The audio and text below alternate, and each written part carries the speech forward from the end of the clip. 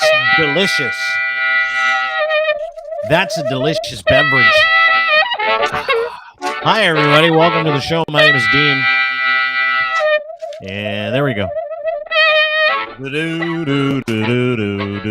Nice to see everybody. It is Monday. We are here to start the week with some friends. Lochlin Cross, as always, joins us from 95.7 Cruise FM in Edmonton, 957 Cruise FM in Edmonton, host of The Locker Room, Edmonton's biggest rock and roll radio show. You can listen every single weekday morning if you're online, 957cruisefm.ca. What are you doing? Why are you laughing at me? I like that you pump my tires, so thank you. You want to change your microphone setting, by the way, so I can hear it? Or at least turn it around, maybe? Turn it around. Oh, is it bad? Yeah. Got a computer audio there. That's what we were doing. And we fixed David Wallace's audio. He's standing by. But we haven't fixed yours, apparently. So you got to fix it. Well, let's have a look here. Anyway, Lochlin's here. I'm here. We're going to get to David Wallace. He's got a new book out called The Klondike Papers. It's kind of a collection of a whole bunch of dumb shit that he was found in the middle of while he was a fixer for the rich, the famous elites, if you will, as well as some Conservative Party of Canada members. And we're going to get to the bottom of a couple of items in the Klondike Papers today because I read some of it the other day. Fascinating read. And when you talk to a guy like David Wallace, you're like, is this true? Can this really be true? And we've got some pictures to show you, too. We've got a couple of other receipts to show you. So it's going to be an interesting ride today. We're also going to talk about a Rebel News cruise. That's going to be a lot of fun. So much fun. Am I better? Is my audio better? Yeah, much better. Okay. Yeah, you sound like a million bucks. Right. So we're going to talk about that. We're also going to talk about a few other things, including the eggnog bullshit. Last week, you went off on how eggnog was a beverage, which it's not. It's like an account. No. I don't even mind if you don't know. By the eggnog crowd, by the way, online. I took so many eggnog bullets this week from eggnog lovers. I was like, yeah, I'm done. I'm done with the whole eggnog crew. If you like eggnog, I'm not your friend. That's my whole deal. No, listen. I didn't have a problem with you not liking eggnog. My thing was you were making fun of my eggnog when I got to sit there and watch you go off about pumpkin spice every year in September. And I'm like, that's weird. The fact that you like pumpkin spice and don't like eggnog, I don't know why the two, it just, everybody I've said it to can't articulate my point for me, but because they all don't get have it. One. You can't shit on eggnog when you're a pumpkin spice fan. First of all, I wrote an article this week, which I meant from the bottom of my heart, that says, quote, I do not give a single shit when anybody says or thinks. So we got to preface everything with that. So everything that I do, preface it, and everything I say with, no matter what I say, there is no convincing me I'm wrong, because to arrive at a conclusion, I deliberate over a long period of time, and I'm happy to be wrong. B, I don't care what anybody says because I got a finite amount of time and I'll never control other people. And I'm not the guy sitting here trying to get you to drink eggnog or pumpkin spice anything. I happen to like pumpkin spice creamer in my coffee. That's the thing. Also, candy cane mocha. Silk makes a nice one. I enjoy that. I enjoy a nice almond or oat milk with cream and like maybe vanilla or hazelnut. I like to flavor my coffee. I would never flavor my coffee with eggnog. If you begged me, if you said I have no creamer, you got to drink black, I'll drink black. I'll drink it all black. I just don't like eggnog. However, you're making a huge mistake. My problem last week with the eggnoggers, like you, was that you guys treat it like it's a delicious beverage that comes around for a month or two a year. It's every single cooler across grocery store Canada for 12 months of the year. You can get it 12 months of the year. Nobody buys it. And at Christmas time, everybody's like, maybe I'll take a flyer on the eggnog. Maybe I'll try and figure this whole thing out. And it's the same result every time. You can have one or two, maybe with a bunch of rum. Maybe you might put it in your coffee. But generally speaking, you forget about eggnog. And why do we forget about eggnog? Because it's shit. Every single time I've had eggnog, I've regretted it. Totally. 100%. Pumpkin spice comes around.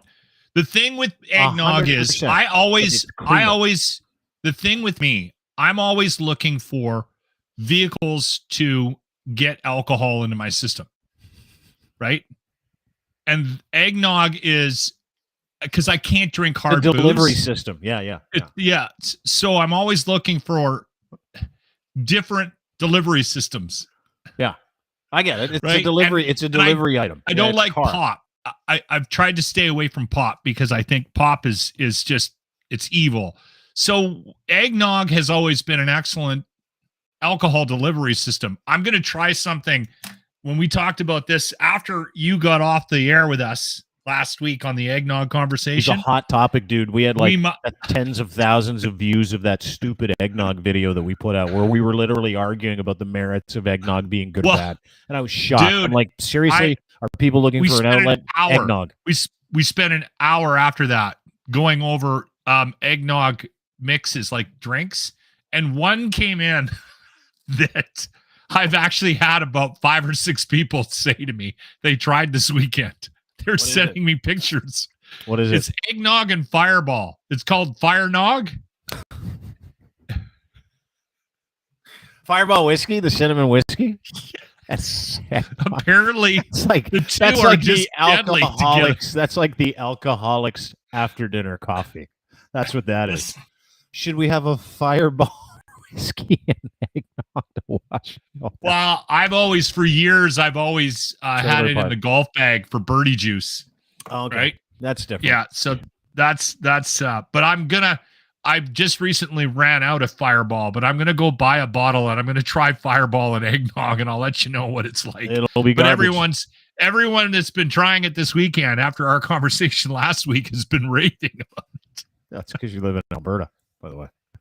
Well, and I do attract the drinking crowd. I believe that the people that like to drink tend to tune into the locker room. I gotta tell you something. Someone that listens to a lot of Rush or loves to drink and lives in that part of the world. I don't know if they've got super refined palates, and I'm not even being a Toronto douche. I'm not. I'm just saying. Generally speaking, someone that listens to a classic rock station probably has a few smokes in the garage before he goes to work, and so he's probably not one of those guys that's like, you know what this eggnog would go really nice with? Fireball whiskey. Like he's one of those dudes. He's not a guy that like really appreciates the flavor profile of anything. If it has sugar and booze in it, he's all down. Well, listen, there are stereotypes for a reason, but I have always been surprised at the audience that we attract. Like if I go out for an event and it's known that I'm out and we're doing something charity, whatever it is, doesn't matter. I'm always very surprised at the group of people that come out that listen to tend to enjoy our show. So it's a cross section of society, right? I'm just suggesting that's a nice way to say it. Yes, it is. I'm always surprised too when like a nice looking, well put together woman with an office job and she drives a nice car. She drives a Mazda 3, likes our show. Oh, it's right? a nice Mazda 3 is a nice car. Yeah, it's a nice car. I didn't want to douche it up, throw Audi in there. Yeah, no one wants to do that. Anyway, I just wanted to let you know that the whole eggnog thing threw me off all weekend, and I was sick this weekend, and I was like, and there was some major news this weekend too. Like we got the war in Israel and Gaza, we got all kinds of stuff, and the number one thing in my timeline was people mocking me about my hatred for eggnog. I'm like, seriously, eggnog is more important than all these other geopolitical things we're going through. Eggnog, of all the things, I do enjoy that when I think it's a product of the times we're living in right now. People need a break from the heaviness, so they're quite open to having a conversation about eggnog, the pros and cons of it, as opposed to another half an hour discussion about whatever political situation we're in the middle of. I think it's a sign of people needing a break. I do. I had to turn the TV off. Just watching the news lately is this weekend you did? So bothersome. Yeah. Friday, I think it was Thursday or Friday. I was like, I need to take a break. What bugged you? What was it? Was it the war protest, the warring protests over the war? No, none of the protests bother me. I think the frustration of a situation that there's no right or wrong. There's no solutions. There's no end game. There's no, right? You got just an unconceivable terrorist attack. Like something I can't even wrap my head around. Just the most horrific thing. And then a response to it and everyone is struggling with how to digest the information. I figured it out this weekend. You want me to share it with you? You want me to show you my thoughts before you get to David Wallace and the Klondike Papers? David Wallace standing by with new gear. His audio is incredible. His microphone is so velvety. It's awesome. Let me tell you, because I had a conversation with a couple of people, couple of influencers, celebrities, guys that do this, that are Jewish this week. Because I needed to understand what it was like. Because listen, my opinion is firm. I don't get into Abrahamic war faith opportunities. I just don't. Not interested in talking about what side I'm on. Are you on the Gaza side? Are you on the Israeli side? Are you on the Muslim side? Are you on the Christian side? Are you on the Zionist side? Or are you on the Muslim Brotherhood side? I don't play that. None of that. Can we just be on a human side and just say out loud? I'm on the innocent civilians, human side. However, let me just say this. If someone asks me, not that anybody is asking me for my military opinion, but let me explain this to you. Someone asked me what I think about Israel's response. And I take it right out of the religion, right out of the geopolitical arena, and I try to dumb it down and popularize it so people can understand it. If I walked up to someone twice, maybe 4 times my size, and punched them as hard as I fucking could right in the face, and they started to beat the ever-loving shit out of me, I don't have the right to say, whoa, that's too much. Hamas started a war with a fucking terrorist attack where they murdered 1,400 people and took 300 hostages. 4th biggest military power in the world. Sorry, it's war. It is. It's terrible to watch. I don't side anybody. I don't. My desired result is stop at this point, but it is what it is. It is. And something has to be done about the terrorist side of it. And I understand that. Fucking hospital right now. Hamas is under a hospital. They had to evacuate because they hide under hospitals and schools. And everybody's like, stop bombing around the hospital. Well, they attacked Israel and murdered 1,400 people in broad daylight. And like a terrorist attack, like 9/11 shit. And they're like, whoa. No, that's war, man. That's been tens of thousands of years of war. No quarter. No, it's the way it works. Is it sad? 100%. 100%. But you want me to stump for one side or the other? No fucking way. I look at it from a very realistic perspective, and everybody else should too. That is, this is going to happen when one country or one group decides to attack one of the biggest superpowers in the fucking world. You expect them to stop? And with way more involved than any of us will ever understand. Totally. And there's tons of religious implications, geographic implications. I'm just talking about zooming as far out as you can in people who are sick of the, like I don't watch any of the shit. I watch none of it. I don't know what's going on in the day to day. I don't know anything about a ceasefire or 4-hour windows. I don't watch any of it because I can't change it, and I'm not going to change it today. And my opinion's not going to matter. Nobody else's opinion is going to matter. Listen, it doesn't matter how many flags you put on the end of a broomstick, how many times you go to Nathan Phillips Square. It doesn't matter. Doesn't matter. This is going to happen. So you can get busy doing other shit, or you can get busy living in it. Sorry, go ahead. There's things that are happening that I'm just absolutely just. I can't even explain why I'm so wound up about it. We have people in that country right now that have Canadian passports. They're Canadian citizens. They went over there on vacation, lived in Canada 25 years plus. Well, first of all, their biggest mistake is going to Gaza on vacation, but whatever. Dean, doesn't matter. They're there. Yep. We can't get them out. Not allowed to leave. Like, can you wrap your head around like what is that? Why is that a thing? Like it that's making me, just driving me insane. Like, get them out of there.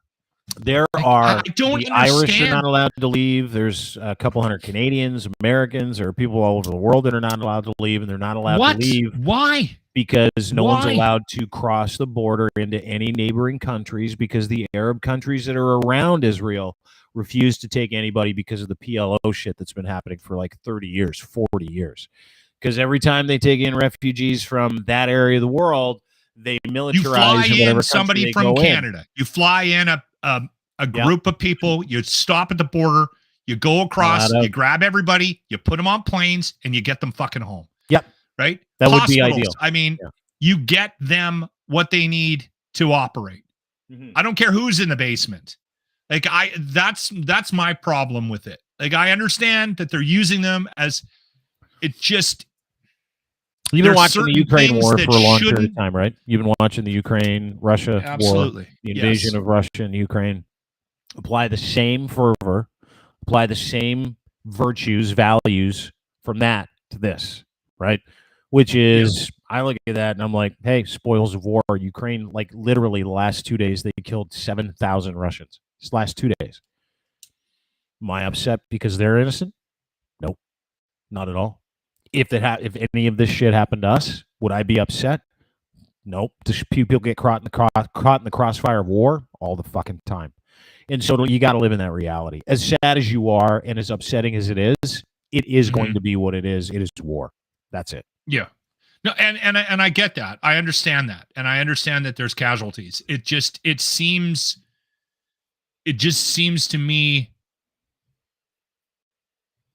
there's so much about these two conflicts right now that are and we have conflicts like this all the time. These ones are in the news. It just seems to me this one's only been going on for a couple thousand years, by the way.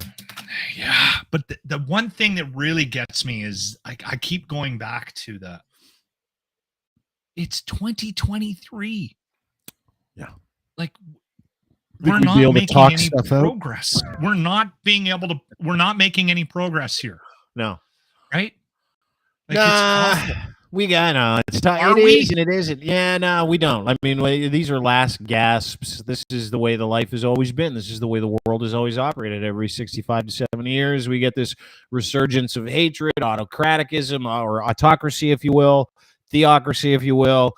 I mean, it's just the world is in turmoil, and I'm telling you, dude, Russia wants this to happen, right? Like they absolutely helped, and a gentleman who understands that from a geopolitical level because he's worked with some of the people who are involved. Please welcome former conservative fixer for the elite, David Wallace at Pick61989 is his Twitter handle. He's got a new book out. It's a novella, and it's a collection of some of the work that he's done over the years called the Klondike Papers. And if you go to his Twitter handle, and if you get in the bio of this podcast, you can actually go and buy yourself a copy of it. Did you just put the Klondike Papers out, David? How long ago? And you're going to another print? Is that what I understand? Yeah, I advertised about a week ago, and we sold out of all the copies, 500 copies, which was a huge surprise. I've ordered another 500 from the printer. I think they'll go pretty quick. It's called Revelations of a Rat Fucker, borrowing liberally from Jesse Brown's title of last year's podcast. If you're a fan of the Sherman mystery and Apotex murders, you're in for a rare treat. Transcripts from detectives who were involved in the case, private team members, family, lawyers, all kinds of rat fucking going on there. And some other interesting cases, also political cases. And just to weigh in on the eggnog argument, it's very, very important. Yes, please. Usually at a party, you can have a nice rum. I like Captain Morgan Spice rum. That's just me. But you get the rum, good rum, and you make sure that it's open. It's had time to breathe. You pour it in, and you take the eggnog that the guest brought. You open it up, and you fire that fucker directly down the sink. You don't let it touch your rum, and then you smack whichever guest brought it and never invite them again. Horrible shit. It's just my opinion. Yeah, boy. See, he's with me. Good start. He hates eggnog Good too. Start. Nobody likes eggnog. Nobody. It is a death drink. It's one of those drinks you give to people when you're like, I'm out okay of if you don't like you want eggnog. I'm going back to this. All right. To the earlier point, and then we got to move on. All right. We have to move on. You have to let it go. Okay. I just had a problem with you, pumpkin spice boy, shitting on eggnog. No problem. It's a creamer. And everybody that I have said that out loud, it might loud. make it taste better.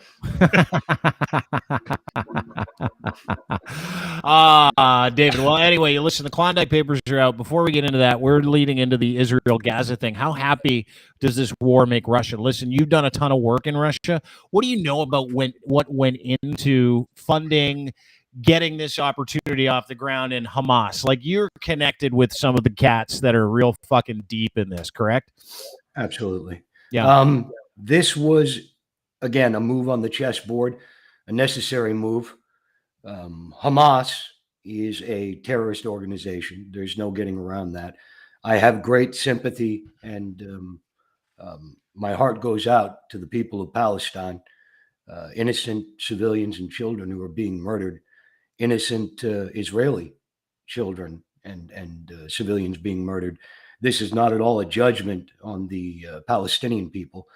Hamas is a tool of repressive regimes such as Putin's. They are funded and they are used to advance policies, advance business relationships. And let's face it, war is big business.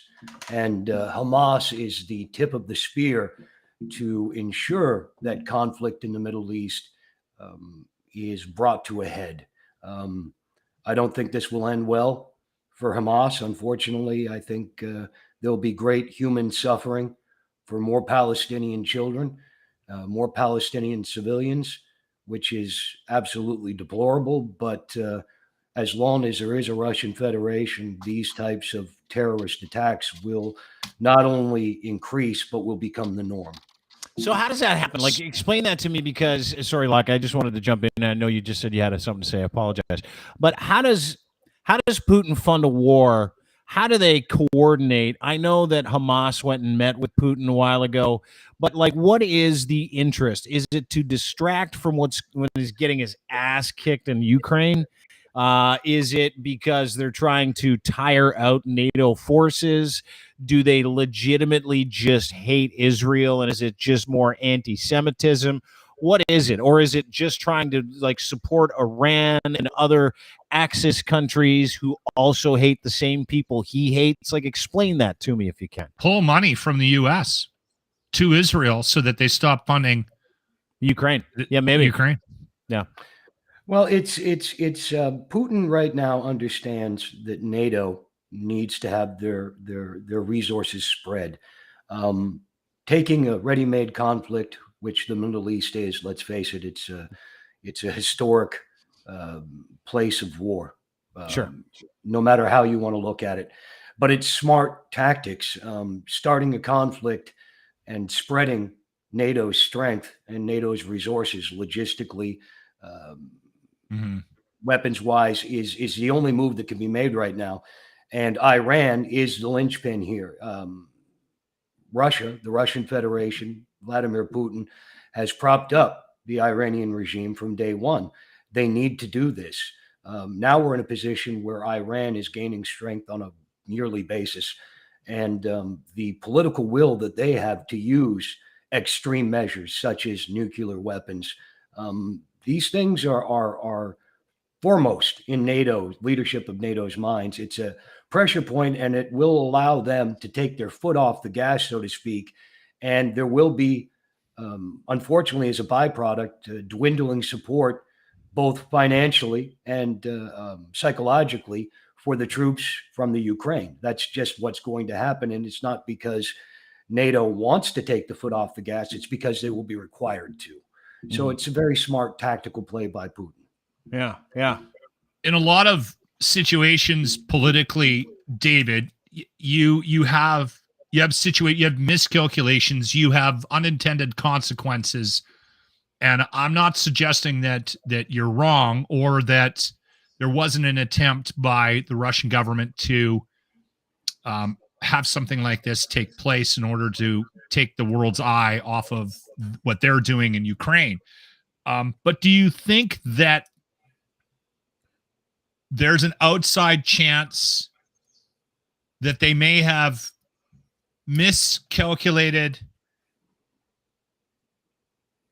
Israelis' response to this? Because not only have they done something they haven't done in the past, where they've gone in there, and this is an all-out, Like they're not going to stop until Hamas No, they're is looking in the gone. corners underneath the mattress. They are fucking pulling Gaza up. They are going to blow that country apart. Yeah, and not only that, this conflict has also galvanized Israelis from around the world. I mean, take the you know, and the Arab conflicts countries we're going to have. Arab countries What's that? too. Arab countries have been galvanized around the world too. I mean, you look at what's going on in Toronto. But is that a miscalculation, though, David? I mean, just to actually put a bow on the question, I think when Russia, if Russia was doing this on purpose and there was this idea of chaos, take the eye at the ball, are they looking at this and going, oh shit, I didn't expect this? Do you think there's a little bit of that right now?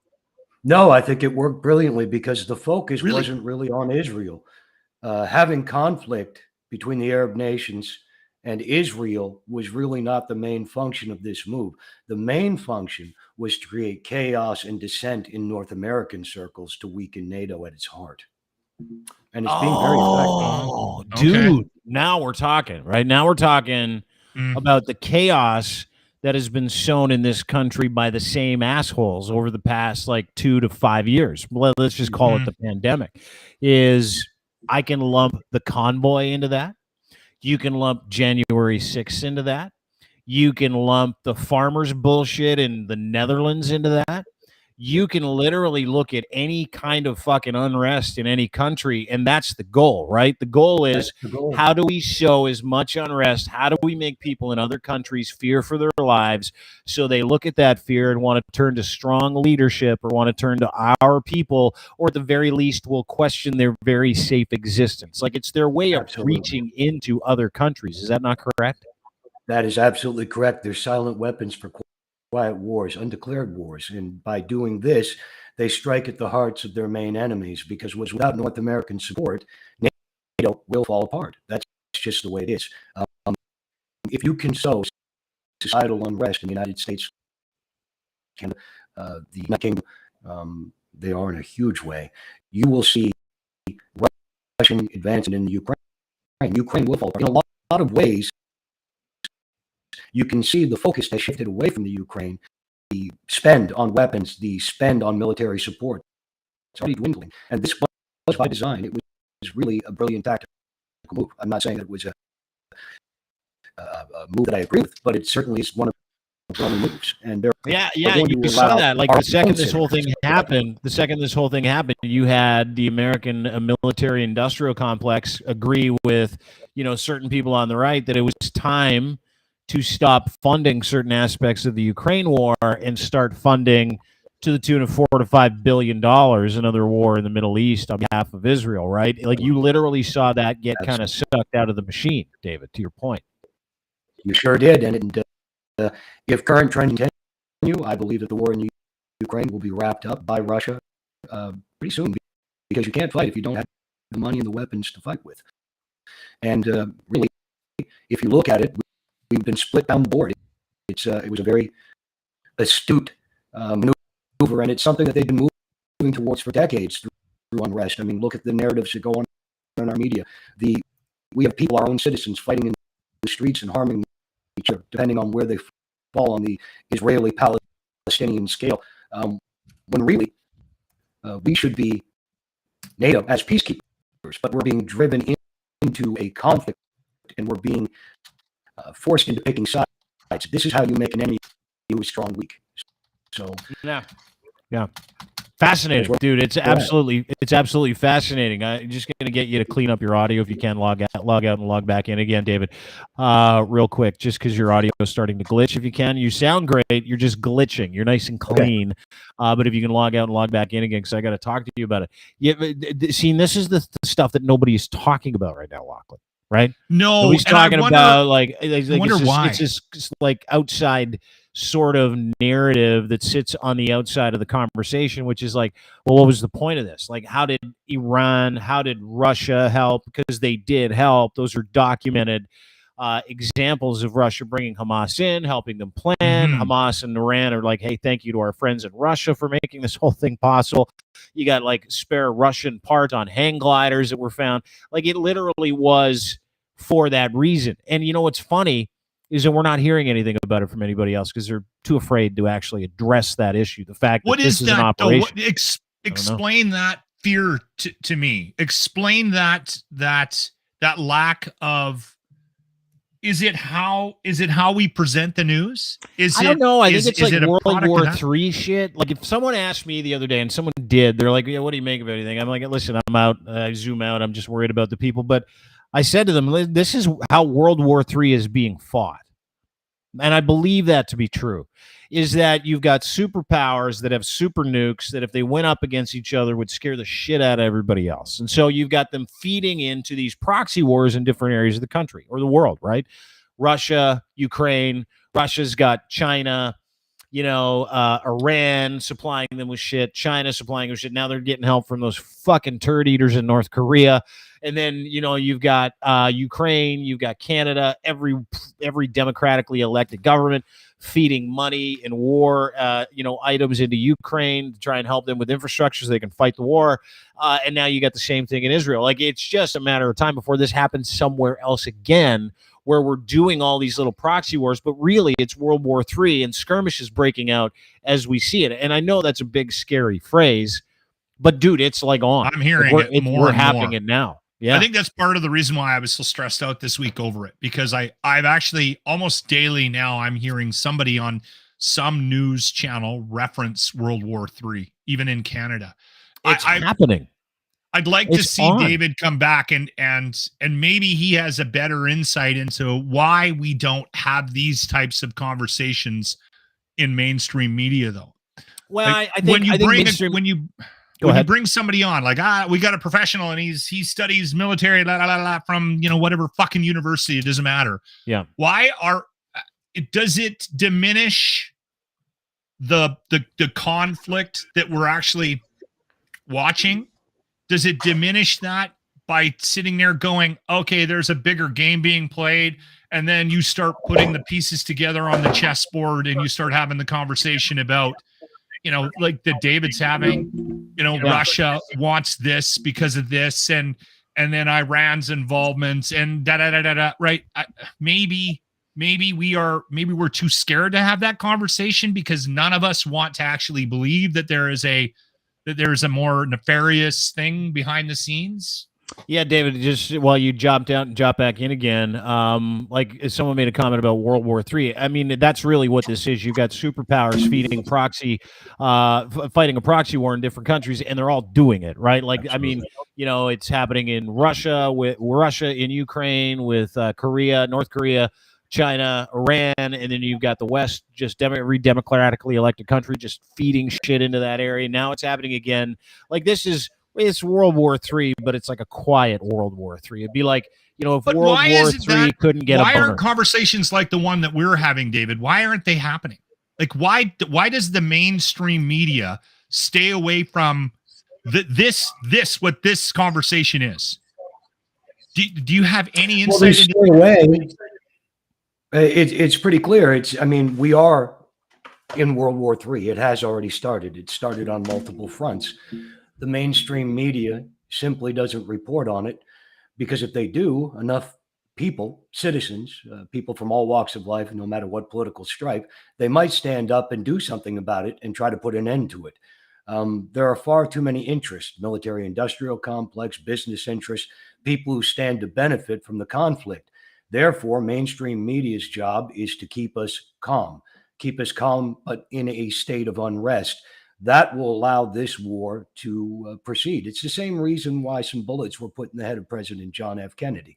When you try to extricate a country from a military conflict or stepping up a military conflict, such as Vietnam, that man had to go. And he had to go because it was putting a dent in the bottom line of the military-industrial complex, who therefore installed their own gentleman, Mr. Lyndon Johnson, who became president, who escalated the conflict.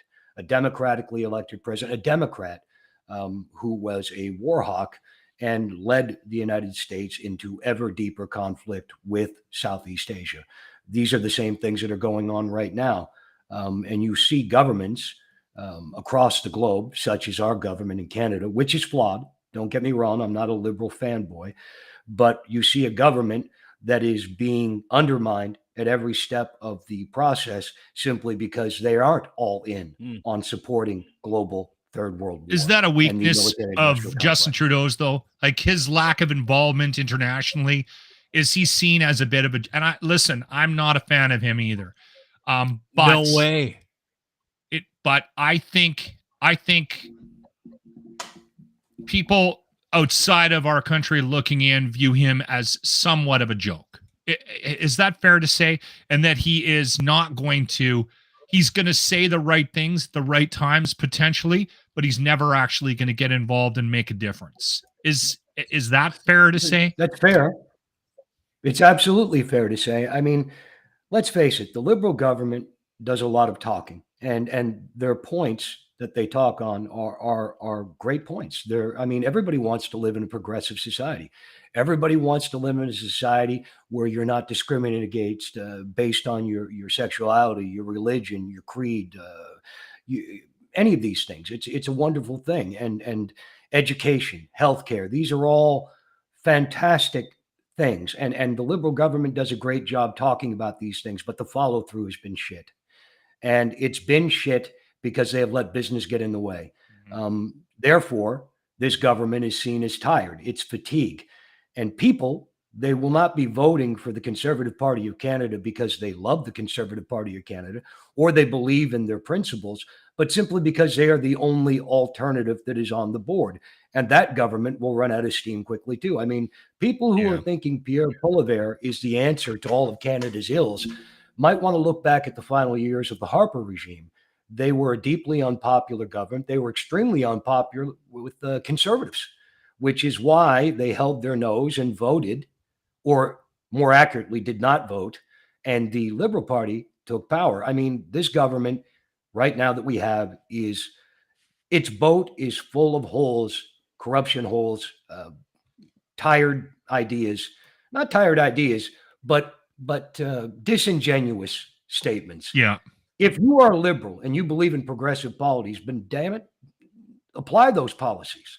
Move forward with them. Govern based on those policies. Don't govern based on being contrary to everything conservative. I mean, this is the problem. People need to look at where we're standing right now. It's just like in Ontario. Kathleen Wynne's regime was removed, and anybody sitting in the Conservative leader's chair would have won that election. Patrick Brown, Doug Ford, Mickey Mouse. It wouldn't have mattered because at the end of the day, it was a deeply unpopular government that was filled with corruption. Oh, yeah. I'm not taking any value judgments on anybody, very well any put, party, David. Very well. Any put. party that has been in power for a number of years is basically the public is tired of them because they're tired of the scandals. When's the last time we've ever gone to the polls and not held our nose? I can't remember voting. Like, it was like in 19, maybe 20. I was excited about voting when I turned of age. That's about it. Yeah, I think there was a moment there where I actually thought I actually had a say and that there was a point to the whole fucking thing. Did you see the latest poll? And listen, let me remind you that only psychos sit for 15-minute phone-in polls. So of course, conservatives are going to get the big lifts, right? Like, of course.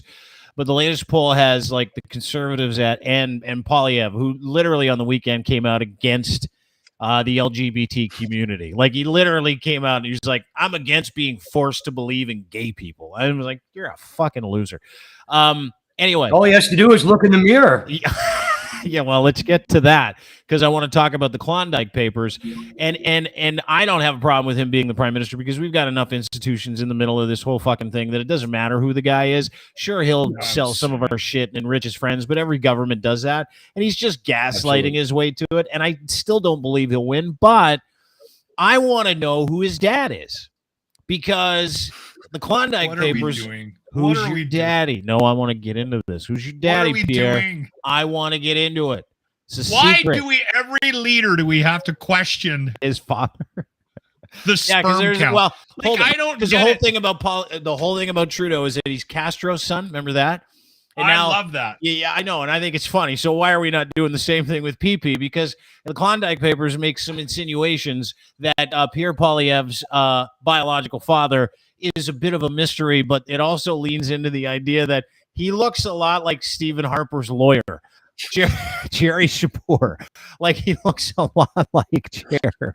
And how old is Jerry? He's like old enough to be Pierre's dad. I'll tell you that. Is it? Oh Is yeah, he? dude. Yeah, and this guy is, if the election were today, which is why everybody is trying to get Justin Trudeau to resign or quit so he can trigger an election so these guys can walk away with it. But I mean, come on. Like because here's what we know about Pierre Paul. There we go. Fuck. This is unbelievable.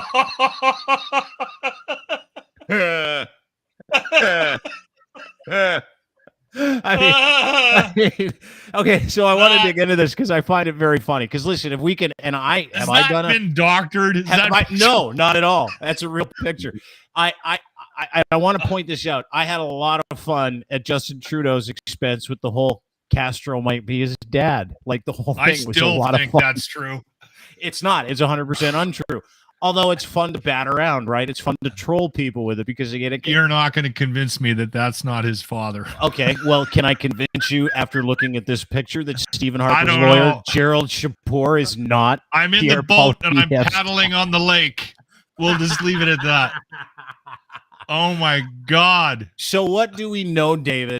And we'll get to some other Klondike paper shit in a minute, but you've just put it out. If you go to his Twitter handle at Pick61989, you can pre-order a copy. It's going to second print. It's really a collection of like information around the Sherman murders, some stuff with the Plymouth Brethren Church, which we've dealt with here.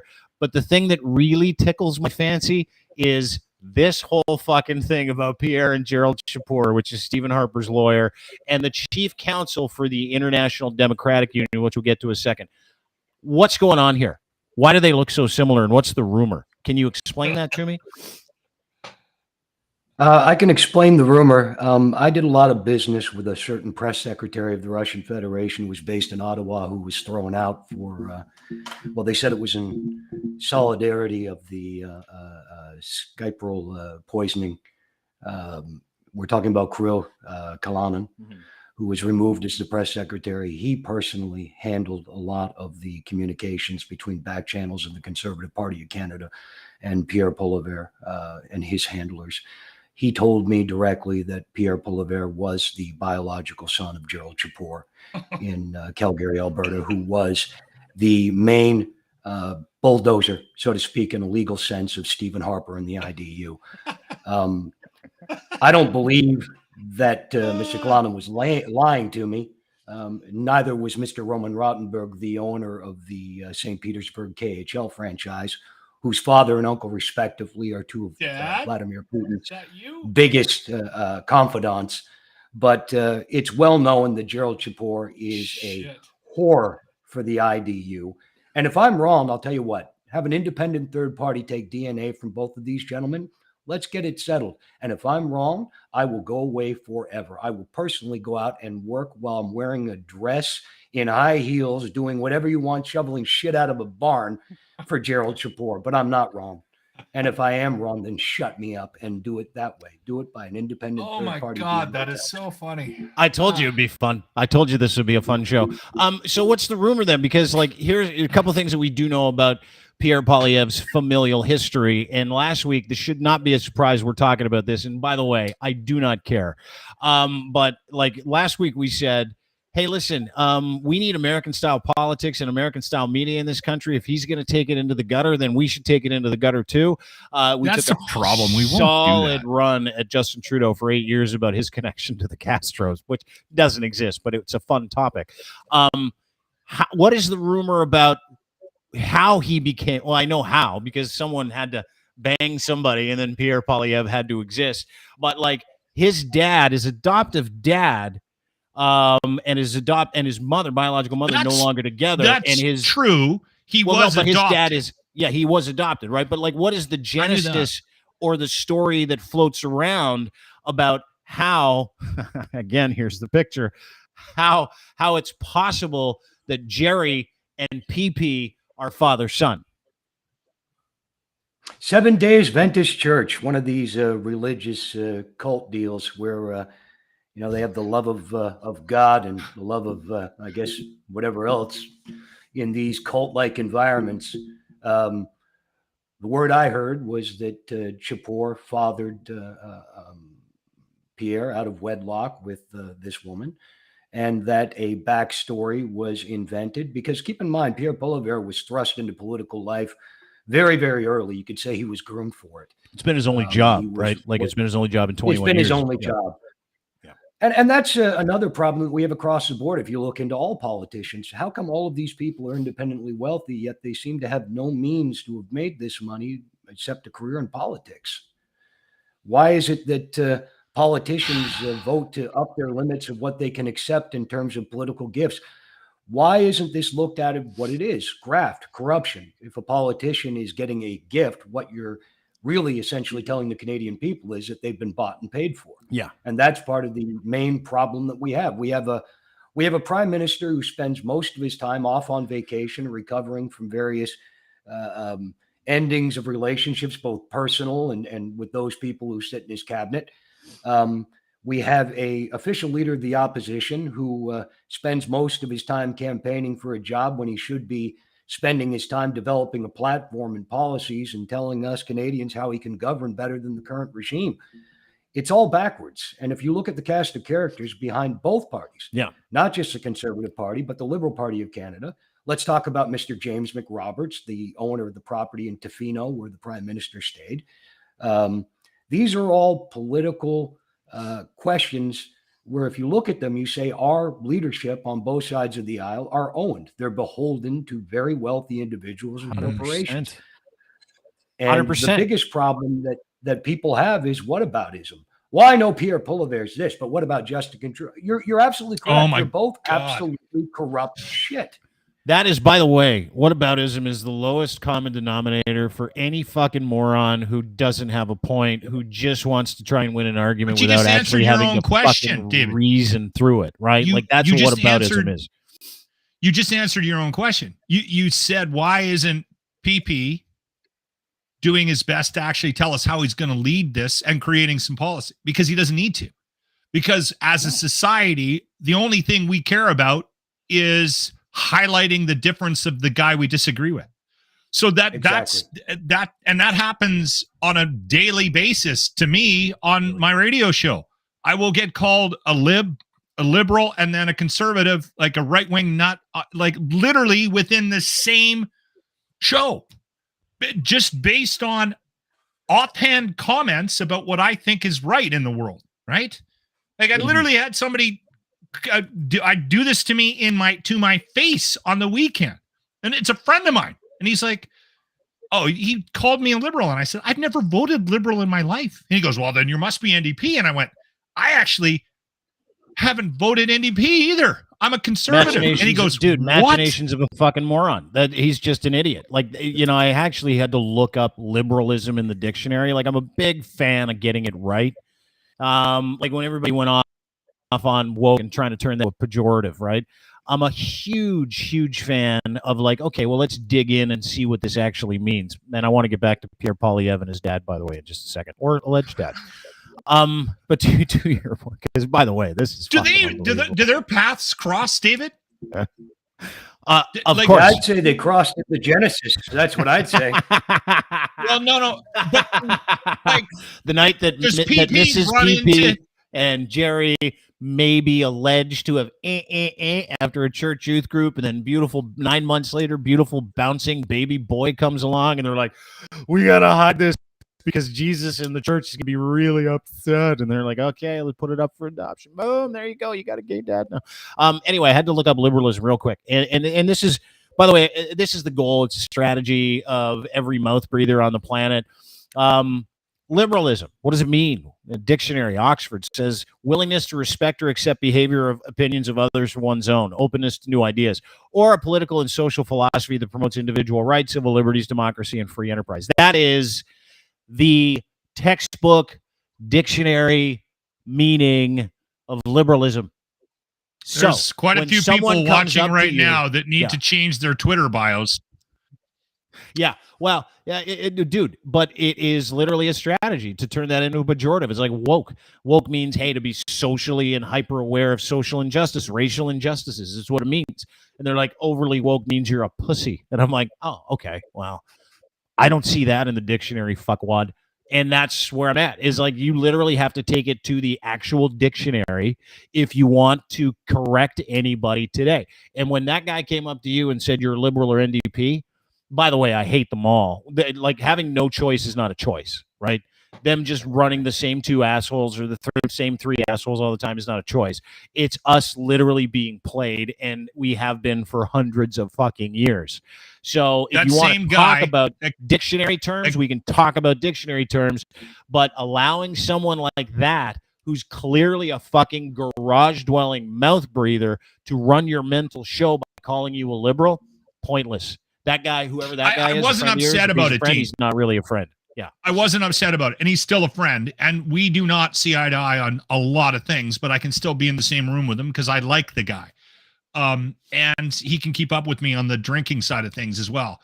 The one thing that I did say to him afterwards was because he sent back this note to apologize to me. And because I was like, because I turned on him and I'm like, you have your head up your ass. Just because I actually have some liberal views doesn't make me liberal. Just because I'm in the middle and I don't have any representation in the country, don't put me in one camp or the other. It drives me insane. And so he apologized afterwards and then said he was kidding about all of his views. And I'm like, well, and then I got mad at him for that. Kidding. I'm like, I don't give a shit what your views are. But there was something that came out of that conversation that we had. We were sitting in a beer gardens having drinks together. And he said to me, he goes, I think I'm going to get into politics. And I'm like, why the fuck would you do that? And he goes, why is he out of work? No, he actually, he's makes good money. Makes really good money. I'm not going to say what he does because that'll give it away. But he said to me, looked me like straight in the eye. And he said, I'm really good at lying. I think I'd be a very successful politician. And he wasn't fucking kidding. He'd be awesome. He was dead serious. I think the revolutionary way to approach politics is tell the truth. Tell the truth. That's what I said to him. People will hate you. Yeah. And that's the real issue. We have a situation now where we have politicians who say what they think we want to hear instead of standing on principles and talking from the heart and saying, look, this is what I believe. Take me or leave me. I'm not going to change my tune. And that's what we don't have. We have a liberal government talks a great game. And if you look at tenets of liberalism, they're wonderful tenets. And perhaps if somebody believed in them and allowed liberalism to breathe and stood by the convictions that they hold, maybe we wouldn't be in such a mess. Same thing on the conservative side. The problem is what we have are charlatans and thieves who are more concerned with consolidating and maintaining power than presiding over a government that made real change and leaving this place a little bit fucking better for our kids than they found it. That's our problem. And until Canadians get out of this liberal conservative vacuum that they're in, we'll continually be facing issues that tear this country apart. Oh, dude, they've only given us two words to turn into a pejorative, right, David? If you could log out and log back in again just to fix your audio, that'd be great. But that's what they do. They turn these words into pejorative, which is nice, but I want to get back to Pierre Poilievre's dad. Or who his dad is. Because here's my problem, okay? If, and this is a big if, it's just what David alleged, it's in the Klondike Papers. Go to @pick6989 if you want to order your advanced copy of it and read all of his receipts. There are emails, there are receipts, there are texts, there are examples. If this is his dad, okay, let's just say it is. Let's just say Gerald Shapur is Pierre Poilievre's dad. Very hypothetical at the moment. Despite looking at them and knowing they look exactly the fucking same. Very hypothetical. And if he is Stephen Harper's lawyer, and if he is lawyer... Look at the eyes. Crazy. Stephen Harper's lawyer. And if he is the lawyer for the International Democratic Union, which is Stephen Harper's version of the World Economic Forum, and it exists literally to connect with other alt-right, super religious conservatives like Boris Johnson, Viktor Orban from Hungary, every single cretin, every single asshole that's involved in that machinery. That's who's involved in the IDU. And if that is the case, if indeed that is this gentleman's dad, are we not being kind of, David, are we not being shystered to some extent? Are we not being fooled, like into not asking questions about this guy's familial relationships? Because if hold on, the would-be prime minister of the fucking country is underhandedly not giving us any information about where he's from, why, and I want to get to this in a second, why he won't sit for a security clearance, top secret NSCOP security clearance, shouldn't we be a little fucking concerned about the fact that he is lying by omission, hiding by omission, covering his tracks up by omission, if indeed that is the case? And why has he not said anything about that? Yeah, why? Yeah. Well, I mean, David, I think we all ought to be very concerned because, I mean, why is the media, left and right, why is the media not making an issue out of this? Why is the media not making an issue out of the very real accusations that are coming from South America in terms of the better half of Mr. Poilievere, his wife, the issues of her family, the money laundering, the drug dealing, the association with the FARC, the paramilitary terrorist group that has been a blight on Colombia and the Colombian politics for decades. These are all real questions, which if we lived in a real democracy would be front page news, but they're not. They're not even asked. So the really important issue is here to ask why the safeguarders of our democracy, the media, are not stepping up and actually doing these investigations. Why are they not talked about? Why is it a non-issue? I mean, if you can tell me every day that the prime minister, tell me what color socks he's wearing or go into his laundry as deeply as you want, but Pierre Poilievere's origins, his wife's origins, these are somehow off limits, that they're something that we can't broach. I mean, to me, that smells right from the top. And who owns the mainstream media? Those are the people with a vested interest in making sure that these stories do not get out, that Canadian citizens do not get a chance to look at this thing and make their own decisions. And it's because the decision's been made on a corporate level. People who think that these polls are bullshit, well, maybe they are, but don't kid yourself. The Conservatives have an excellent chance of forming the next government. And if you sleep on this, and if you say, no, I'm so far in my echo chamber and there's no way that women, or there's no way people of Ontario in the 905 area code will vote for Pierre Poilievere, I got news for you. If you don't wake up and you don't start rocking the boat, you will wake up to Pierre Poilievere and the Conservative Party forming government. Now, that's neither here nor there, but I'm telling you, if you believe that on election day, that people who dislike Pierre Poilievere will not vote for him, if they're on the fence, you're wrong, because people, when things are bad, the economy, war is looming, they vote for change. That's human nature. what's the deal with his wife? The stories I've heard, and these are alleged stories, you see screenshots of it, the Galindo Prado family being notorious money launderers for terrorist organizations to, certain organizations inside the government. And she appeared out of nowhere several years ago and they got married. All kinds of rumors about how he and who he used to carry on with, blah, blah, blah, blah, blah. However, let's leave those aside. What is the rumor? And is it tied to the fact that he still and she still will not sit for any governmental top secret clearance? Because he is not cleared to actually receive top secret information at all. Everybody else seems to be, but he is not. Does it have to do with the allegations around her family? And what are those allegations? Is she tied to there the are allegations, cartel? and I'll preface this because they are extremely litigious individuals. Okay, alleged. So I'll preface this with my understanding is what I've been told, and from my own perusal over the years. Her father and her uncle were both extremely involved in, we'll call it finances, banking. They were supporting certain organizations which would be classified as terrorist organizations in South America. And when her father was brought here, I was told, and her uncle, they helped funnel money into certain organizations here. They launder cash. And therefore, they were also used as intelligence assets by our own government, by our own government outfits These people are money launderers. That's what they do. And they're being protected. They're being protected because they're part of the game, so to speak. It's a big machine. You feed it some money and it makes a lot of noise. All these right-wing think tanks and organizations, they got to get their money from somewhere. And they need bankers. They need people plugged into the financial community to do it. It's one of the reasons why I tried to buy a bank in Turks and why that's in the Klondike Papers. And it's why I pitched it to the RCMP. I said it would be a perfect place to be a laundry. We could launder cash through. You get intelligence real time on people you're monitoring, and it makes a great slush fund. And people like her father and her uncle are very valuable commodities. All alleged, by the way, in the Klondike Papers. Alleged. Alleged.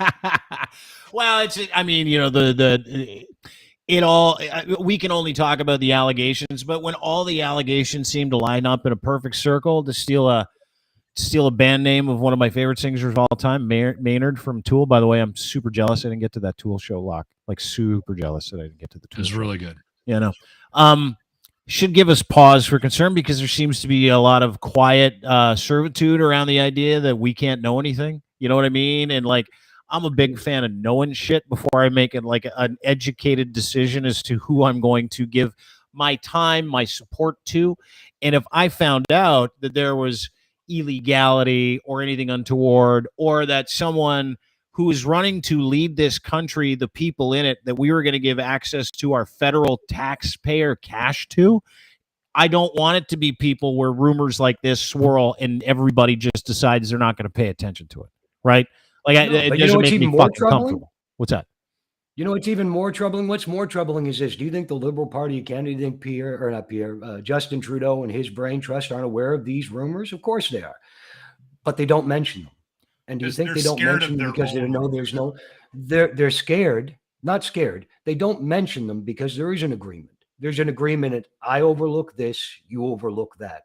Look into Shopify, based out of Ottawa. Look into Shopify and the Liberals who are rife in with the people who own Shopify.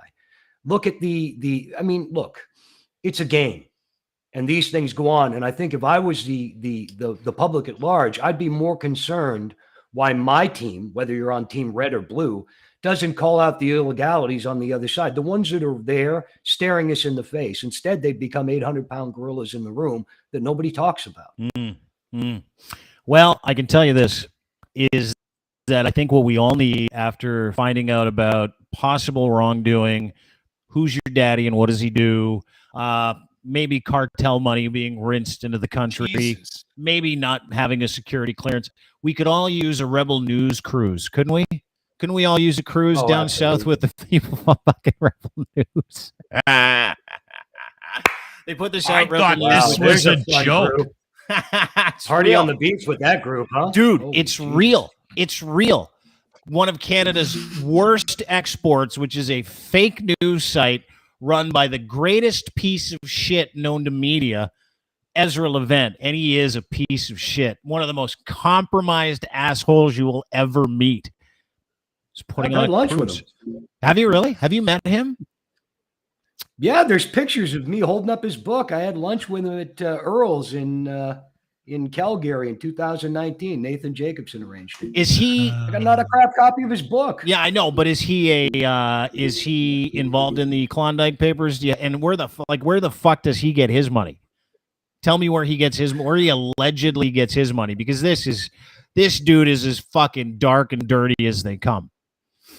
Well, allegedly, I hear that a lot of his finances is coming south of the border. I know that he got a lot of financing from people like Nathan Jacobson over the years, and people of that ilk. He's the poor man's version of Fox News on this side of the border. And look, if he wants to ask real questions, any media wants to ask real questions. Okay, you've been throwing us all kinds of liberal conspiracies, liberal scandals. And okay, you're highlighting them, but let's talk about the other side. I mean, if you're going to propose that this government needs to be removed, then tell me why your side of the street should take power.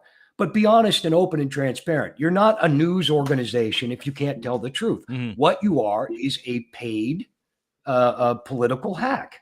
And Ezra Levant is a member of the Conservative Party of Canada. He's their comms guy. I mean, maybe not officially, but that's his job. To be the comms He's guy their for the CBC. Conservatives? Yeah. He's their CBC. Well, Is I want to go to the Caribbean with the Woman of the Year, though. Tammy boy. Lish. Yeah. Get this. Guess who's going on this big trip? Sheila Gunn Reid, who looks like 1,000 miles of fucking bad road. David Menzies. The whole idea behind him is if you're not getting punched, you're not getting paid. This guy is literally a piece of shit. Ezra Levant, who's about as compromised as they come and takes money out of These are any some of the foreign greatest interest thinkers that he of our can. time, Dean.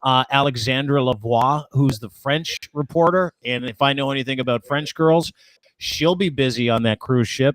And then, of course, Jesus, Dean. well, it's true. Tammy Leash, who apparently rumored to have purchased a house in the Bahamas. Crazy that this boat is going to travel to the Bahamas. And it's crazy that you can get off a boat and go and take a whole bunch of money into a bank somewhere in the Bahamas and no one asks you any questions. That's crazy to me too. But what is fascinating I about want to this know whole how thing it's selling. is that you've got it's not. Dude, you got literally It might be like one of the most disgusting exports of shit news, like the National Enquirer of shit news in Canada, and people who literally take dark money to further the narrative of autocratic governments. These guys are the Pez dispensers of bullshit, and they're touting that it's gonna be a fun time, that it's gonna be a great time on the cruise. We're all gonna Did go and you have a watch great that- cruise, dude. I that gotta play trailer? it for you. Yeah, I'll play it for you. Of Ezra, you mean? Yeah. Oh, dude, no one sells a shit cruise like this guy. Tell me how They much got fun it would be to go billboards. with him. Yeah, I know they got billboards. got What's it? bill- I gotta Billboards in tell you, Alberta. I'm going on a cruise with a whole bunch of rebels. We're sailing out of Fort Lauderdale on March 23rd, 2024. That's not so far away, less than 6 months away. A gorgeous trip around the Caribbean. Holland America Line. Boy, is that luxurious. It isn't. And we're going to bring some of our favorite rebel talent. Sheila Gunn Reid, David Menzies, and can you believe it? We're actually bringing Tamara Leach with us for the whole week, and you are invited. Go to rebelnewscruise.com to find out the details, to check out the different cabins we have, to check out the itinerary, This and is the pricing amazing. depends on how fancy Rather spend you time wanna in a go. Mexican I'm saying prison. the word fancy because it's a great vacation, but it's also a seminar. When we're at sea, we're going to have panel at sea. discussions in the ship's theater. You'll get involved, and every night at dinner, you'll sit with a different rebel personality. Oh, I could think of nothing I would love more than to sit with a different fucking degenerate trying to be a reporter, taking money from foreign governments on a radicalization tour with literally the dumbest people in Canadian media. That sounds like a great Why do I time. always feel like I need a lawyer when I'm on with you two? Or at least You someone don't. That's not an providing some attractive. I don't security care. in front of You my don't. house. You don't. I don't care You which don't. side of the aisle you come from. That's not an attractive crew. I'm sorry. It's No. just, it's, No, it's not. Like I was, God damn I it. laughed my ass off when I saw that. I want to go on that tour. I want to go on Someone that sent cruise. it to me. Someone sent me a picture of a billboard. A friend of mine. And this was the other Outside of day. Edmonton. Outside of Edmonton. Yeah, Yes. the Rebel News They Cruise. Yeah, said they were driving by it and they sent a picture and they went, look to see if this is real. So I went online and I'm like, oh my God, this is real. I sent it to you immediately, Dean. Like it's so good on so many levels. Yeah, dude. Sheila Gunn Reid sat in front of it, who's also going on this trip. Sheila Gunn Reid, who is legitimately. I'll save it. I've been pretty mean already. Lochlin doesn't want to get sued. She looks like a fucking monitor lizard. She just does. She might be one of the most unattractive women I've ever seen in my life. How do you say Tamara's last name? Trailer I park, keep hearing I think. it every time I Leash. hear it. Lich. Leach? Yeah, Leach. David? Yeah. she looks like who is that fighter? She looks like Arturo Gatti after a 12-round go with I mean, Jesus. You guys. That's just Whatever. Whatever. I don't know. Dude. I mean, that's mean, but let's. Yeah, let's, it's mean, but I like it. It's mean, but I dig it. Anyway, this is the billboard you're talking about. Tamara Leach? This is Sheila Gunn-Reid. Let me play this for you. The winter chill is setting in all across the country, including here in Alberta. You might be able to. Look at those. Look at that hot crew you're going to sail with. Like 3 of the most unattractive fake reporters you'll ever meet in your life. A woman who thinks Canada has the Second Amendment, and a French girl. You're going to cruise with them in March. I have that. That's a shacket.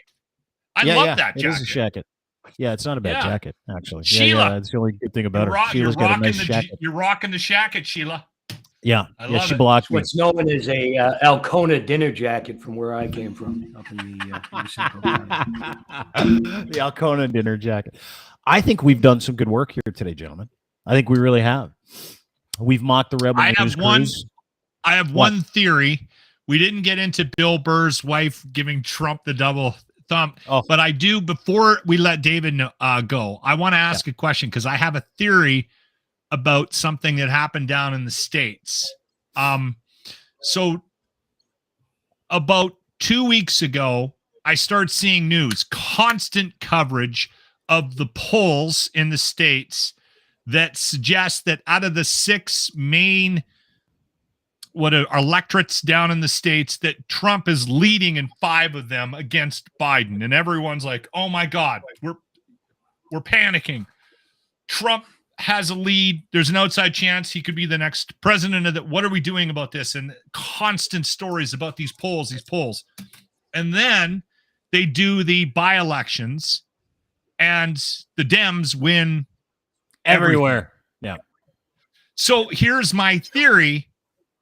I think they're actually scaring the American public about the potential of Trump winning again with these polls that might not even exist, with the intention of making people aware that they have to vote and that you can't actually sit back and just hope that it's all going to work out. You have to get motivated. I like that. It just seemed, the timing of it just seemed too coincidental. Is that? Well, it's a matter of fact. The real political race in the United States isn't the Republican Party against the Democratic Party. The real question is who will lead the Democratic Party into the next election. And I bet it won't be Biden. I think they use Trump as the boogeyman, but I believe that the real race is on who will win the Democratic primaries, because I do believe that they're ready to move off Biden. It's a way to continue the regime without and dropping the individual that they believe the public will buy as the source of all the problems. You know what? I love Locke. Can I just take a second? And I just want to point out, Locke, I love your theory. Like, generally speaking, when you go, I have a theory, I know it's going to come with some ridiculousness that doesn't apply, and you're just gaming everybody. I love that. You know exactly what I'm talking about. You do it all the time. Yeah, it's a game for you. It's like an operation. No, 100% always truthful. You're just gaming us. It's what you do. You have fun with it. I love that one, because in Canada, PP's up like, he's just a fucking cheap ripoff, knockoff, same rhetoric, same stuff. It all gets all the messaging. Same tiny little fucking hands to grab tiny little rods with. But my point is that if you want to scare people into getting out of the polls, tell them the bad guys are in the lead and you have to vote, right? Because it's almost crazy to me. And I was chatting with a gentleman the other day about this. He's like, what do you make of the Republicans saying, we're going to sweep all those primaries, by-election primaries, and then the Dems just wiped everybody out. Governorships wiped everybody out as well. You know, the anti-abortion thing, that got quashed by smarter people in certain states like Ohio. I thought that was interesting. And I think 2 things. I think conservatives use this to run up the score and make it look like nobody cares. I don't think Democrats on either side of the border or people that are liberal leaning really give a shit. And to your point, I think you're right. I think that motivating people and then selling out Pierre Poilievere, which in Canada they've started to do, as a cheap knockoff of fascism and hate that comes from the United States of America, that works. Well, he's using the same playbook. Oh, no, I think there is a bit of a difference in Canada.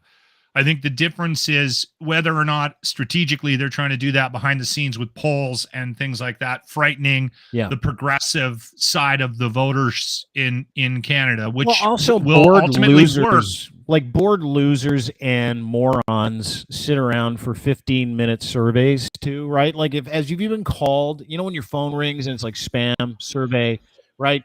I've been called by Abacus. I've been called by Eco. I've been called by everybody. And I'm like, I have a life and I'm not angry about anything. So I'm not going to spend 15 minutes giving someone my free opinion or my free input or telling them how I'm going to vote. Like, I'm just not. The people I think the difference are the fucked up lunatics who are like, I'm a warrior for Jesus and I'm going to change things. And where do they line up? They line up on the conservative side. So polls are bullshit that are literally run by people who believe bullshit, because those are the people that are willing to respond to those things. Because they can don't say, hey, discount 1,800 phone calls this week, and of 1,800 phone calls, 40% of them said they're going to vote for this guy. Well, who sits around and takes those polls? Psychotic losers who have nothing better to do. That's who. I don't disagree with you, but I don't think we should discount, because there's an element of that as well. Who takes these polls? Who still has a landline? Blah, blah, blah. But I don't think we should discount how tired we are as a country of with the Liberals. And I think you're going to run into a situation. You're right. I think you're going to run into a situation at the polls this time around where a guy who has an office job in Edmonton, Alberta, Canada, who maybe liberal leaning, will go into the office, and if asked, if pressured, will go, yeah, no, I voted liberal, but in actual fact, he marked down conservative because he doesn't want to see Trudeau talk on TV anymore. Because he hates it when I think that'll happen. Yeah, maybe. I think you're right, David. I think you and I are aligned on that. I've been saying to people, and this is not me stumping for the Conservatives and PP. I think we're done. We never vote anybody in. We always vote people out that we're sick of. That is a Canadian thing. Whether it's you can have pride in that or not, or you can be embarrassed by it. I'm embarrassed by it, but I think we're in a situation where we're tapped out on the Liberals, and I'm in that boat. Trudeau.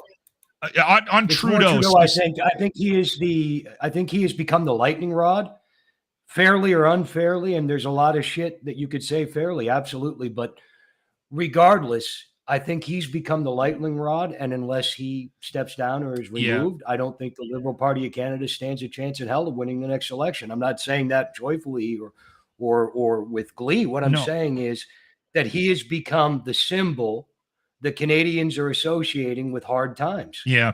And if he steps down, and the problem is, who do you put in his place? People say Mark Carney. He has no political profile. Freeland, look, let's face it. Freeland, yours, you have an egg, but nobody is going to vote for her on a popular platform. I think the only hope they really have, and this is something that I've heard rumblings about, is an outsing in, and the name that I've been hearing is Naheed Nenshi. I find that interesting, but I also think that Trudeau still has a card in his pantyhose. I truly believe that there's going to be some sort of an announcement in the next year regarding him, and that's my thought. And I think if he did that, I think he'd fucking win. I'll leave it at that. We'll see. I hope so, but at the end of the day, they smell blood in the water, and the blood in the water that's being smelled is coming from within that. I thought you were going to say Sheila Gunn Reid. Never mind. I thought you were going to say something else. Oh no, I smell something there. But Jesus, you too. Hey, don't fucking do that here. Don't you look down your nose on us. I know you. I know what you say offline. We're just brave enough to say it online. What do I say offline? What? Really? You want me to out you here? Want me to talk about the things that you say or use some of the language you say? I am the same every time we go on the air and off the air. I'm the same. Same cat. I am vitriolic for a reason, because I enjoy it. This is who I am. I did not say anything litigious today. I've been doing this for a long time. I know where the boundaries are. And if someone comes along and says, allegedly, I'm going to sue you for being mean, or I'm going to sue you for saying rumored, they can't. So anyway, bottom line is, no, it's not. I don't give a fuck.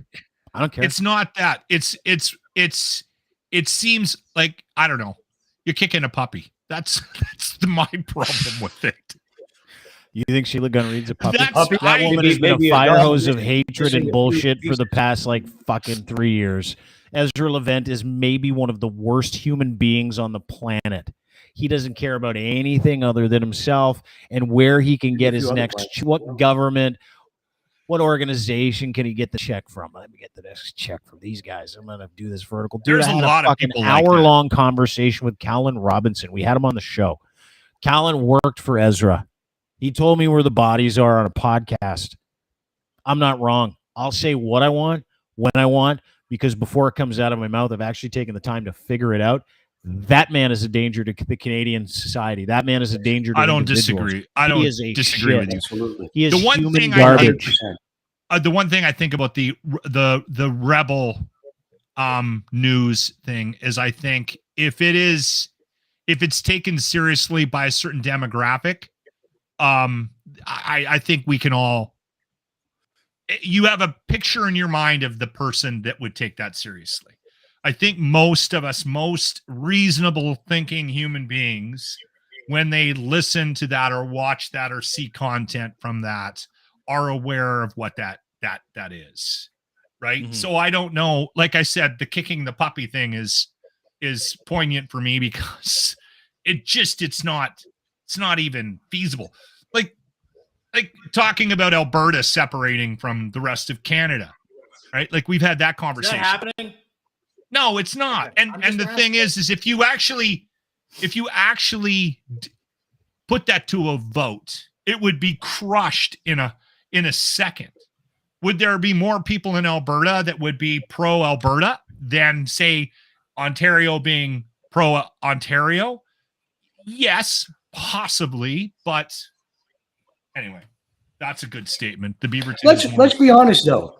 The feelings in Alberta that exist, the people that fan those flames for separatism, we can't forget Alberta has not been treated 100% fairly. We can't say that they have. We can't say, oh, you're just whining.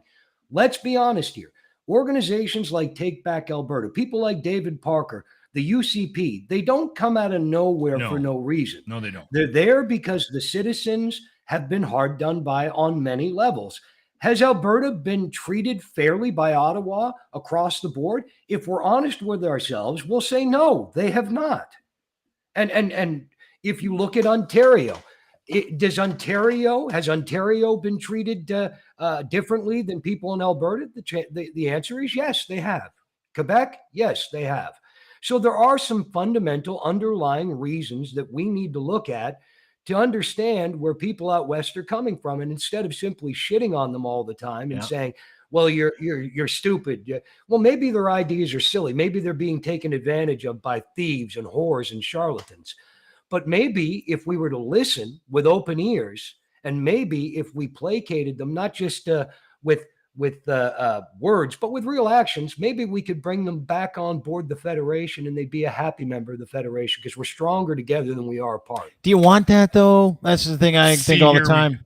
No, I don't.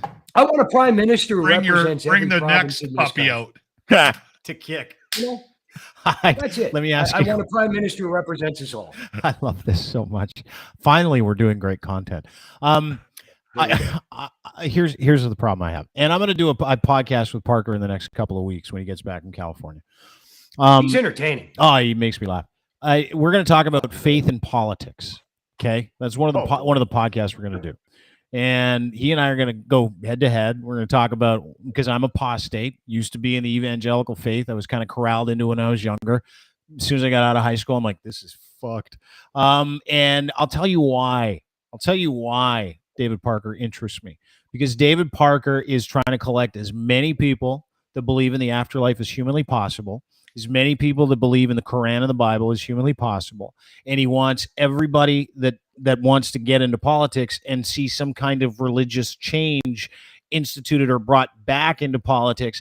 That's his goal, right? So when we're sitting here talking about, Alberta being mistreated and that's why David Parker exists, sure, I guess that's one of the reasons. One of the other reasons is these people are tied. They think Alberta is going to Satan. They think the country is becoming secular and satanic. And the whole goal for those people, literally, and I shit you not, which is why he's trying to collect as many Muslims and Christians, hard-line religious conservatives as he can for his movement, because those are the two groups that he has targeted, and he's done a fucking fabulous job of it. Fabulous To job. act as warriors on behalf of that province. And so those people give that province a terrible name. To Lochlin's point, Alberta is beautiful. I lived there for the majority of my childhood. All kinds of Western sensibility Gorgeous out place. there that doesn't exist here. We're the softest people in the East. We really are. We just run everybody's show here. And I get why Alberta goes, fuck those guys out East. Because when I moved out here, I'm like, fuck these guys out East. And I still feel that every time I go pay a bill or try and buy groceries, all the things that are pain points for everybody else, we just get all the attention because there's 15 million of us in this fucking province, right? That's just the way it works. That's it. Yeah, but it's David more Parker is than a that. brilliant guy. It's more than that, David. And David highlighted it, right? Like we have been mistreated as a province because of the lack of respect for anybody outside of the East, right? I mean, and you don't need to go very far to find examples of it. You don't need to go back in time to find many examples of it. The cutbacks on the oil, the carbon tax for Halifax or for the Eastern provinces, and then basically saying, yeah, no, fuck you, Western Canada. You're not going to get the same thing. Yeah. And there, it's so blatant that, and now you wonder why people are so angry. I mean, and the thing is, you had the leaders of the province all get together, which I saw a picture of all of them. That group all agreed on a number of things. And if that isn't the death knell for the Liberal Party, when You want to know why David Parker is successful? It comes down to one thing. David Parker is a brilliant guy. I mean, you may not like him. You People may are mad. completely I like disagree with him. everything, and I'm not going to sit here, but I'm going to tell you why he's a brilliant guy. He understands that politics isn't about policy. It's about emotion. Yeah. And he's mastered that. Oh, yeah. And if people are underselling this guy with his plan to take back Ontario, as he's announced, I think that you're in for a world of hurt, because I wouldn't bet against him, because there is a certain mood in this country. And he understands that politics are nothing more than emotions. And he has captured a certain segment of this population, like you mentioned, Muslims, Christians, and he is going to leverage that faith, that belief with emotion, and he is going to cause all kinds of chaos. And if people think that he is not capable of this, they're going to suffer. He did it. So He took over the Alberta government with it. Yeah. David, I still think Absolutely. we've got a situation where if it comes down to brass tacks, if you sit down the province as a whole and you say, all right, do you want to leave Canada? Listen, it's not going to happen. We're not going to have that referendum. We're going to have things that happen behind the scenes that are just part of that intention until Danielle Smith and the UCP runs out of rope. And then we'll replace her. We'll put some other party in. That's how this will all go. So we just have to put up with the weirdness that she's bringing to the table for the next couple of years. And then we'll all get rid of her, because that'll be it. But if you sat down everybody in Alberta and said, all right, are you Albertan? Are you Canadian? We're going to vote overwhelmingly to stay in Canada. And if I'm wrong about that, my wife and I are going to be going to the U-Haul and getting some boxes, and we're leaving. I'm not sticking around. Yeah, come to Ontario. Doug Ford's building affordable housing. That's the rumor. Talk to some of his developer pals. I'm not even joking. If Dude, I I'm gotta tell you, I would move. wrong I on might that. move to Alberta if people move out of Alberta at that point. Depends on the kind of money and what it looks like. It depends on. It's And gonna listen, be houses will be cheap as fuck. disastrous. Oh, dude, I would go there because you can get probably $1 million home for $200,000. It's not going to happen. Second that happens. I hope it does. Like I said, it's not worth talking about. When we had this discussion, You're the last one week, talking about it. I'm not talking about it. You brought it up. You said it's not worth talking about after talking about it. No, you guys are the ones that kept kicking the puppy. So I like. Good to see you guys. Thanks for coming. Don't forget to pick up the Klondike Papers wherever you get your, there's only one place to get it. You go to @pick61989, pick61989. That is David's Twitter feed or X feed or whatever. Where else can people pick up the Klondike Papers and what's allegedly in them? Well, in January, it'll be available on Amazon. Okay. Still working through that. Funny? So we got 500 more copies to sell, and get them for Christmas, and I guarantee you will not be bored. All right. There you go. Go read the Klondike Papers, Lochlin Cross, 957 Cruise FM in Edmonton. Thanks, David. Good to see you. David Wallace, ladies and gentlemen. Yeah. You got some drinking to do this afternoon. You're back on the air tomorrow morning. You listen every morning, 957cruisefm.ca. You're coming on with me tomorrow, right? Maybe. We'll see. Because I have a conversation I want to have with you about we're not going to talk about the Rebel News cruise. Let's leave that. Why not? But I do want to have a discussion with you. Oh, maybe we'll talk about Bill Burr. We'll talk about Bill Burr and Apple Watches. Yeah. Let's do that. People who wear Apple Watches concern me. Okay. Especially people who talk into them. Major problem for me. That's what we're having a discussion about tomorrow. Right. I look forward to it. Thanks, buddy. And we're going to haul Jimmy out on the carpet too, because he's got an Apple Watch. Okay. Cannot believe he can afford an Apple Watch on that salary. But good for him. He can't. Maybe he bought it with his stripper money. He probably did, actually. Good to see you. All right. Lochlin Cross, 957 cruisefm.ca. That's it for us. Have a wonderful day, everybody. Sorry I sound like shit. Got a cold for a few days. It is not COVID. It is a cold. And I'm at the tail end of it. Have a wonderful day. Appreciate everybody stopping by. Don't forget, this is all made possible by our friends over at Cantork. Go to cantork.com today. New website coming soon. Cantork, Canada's assembly tool experts. They make rugged, hardworking, beautiful torque wrenches. Canada's leading industrial tool experts, offering the best in sales, service, rental, calibration. It doesn't matter the scale of your bolting project. They have loosening and fastening solutions for heavy machinery. Nobody else does. They fabricate, they engineer, they make, manufacture right here in this beautiful country of ours out of Edmonton, Alberta, Canada. So if you are in the nuclear industry, railroad, sheet metal, steel industry, if you are in the railroad industry, if you're a heavy-duty mechanic, I mean, these are your people. They will make a solution for you when it comes to torque wrenches. No one else can. They do it for industry around the world. They'll do it for you. Go to cantork.com for more information today. And as always, brought to you by our friends at Muse on the Mic, Canada's body rub podcast. It's Babelicious Bingo Month. It is for the next 2 months. Get a bingo card. You get in for free. And I want you to go and download their new podcast called Muse on the Mic, wherever you get your fine podcasts. These are sex worker advocates, women who like to advocate for people in the industry. They also operate Muse Massage Spa, 1290 Finch Avenue West. Book an appointment today. And these are good people, safe people, very kind people, very smart ladies, entrepreneurs, but also people who entertain and educate with their podcasts. Go download Muse on Like the podcast today if you get a chance. Have a great day, everybody. We'll see you on Wednesday. Jeff Nesker will be joining us, as well as Lochlin Cross. Don't book that Rebel News cruise, or if you do, go and tell me how it is. Fuck, I might even do the same thing. Have a great day, everybody. Don't forget to rate, download, subscribe wherever you get your podcasts, including Google, Apple, Spotify, etc. And don't forget, we're on YouTube, Crier Media, and Dean Blundell Show. Just put both of those in the search bar. You'll be able to find a rate review. Thanks so much. Subscribe. Have a great day. See you on Wednesday. Bye.